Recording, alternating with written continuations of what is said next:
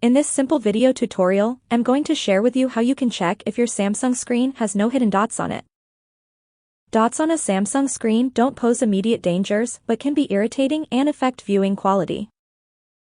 If they multiply, it may indicate a worsening screen condition requiring repair or replacement.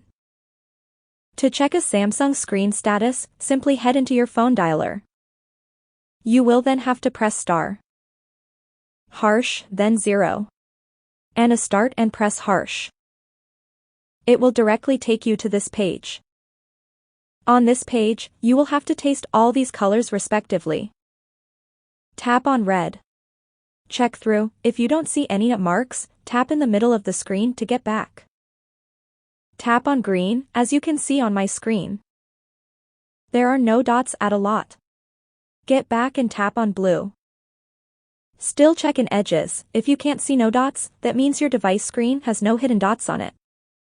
Black dots will always clearly be seen when you activate these 3 colors. And if you can't find any, you good to go. That's how easy it is to check if your Samsung screen has no dots on it.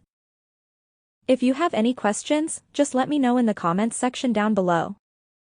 Please don't forget to leave a like, share and subscribe for more video tutorials like this one.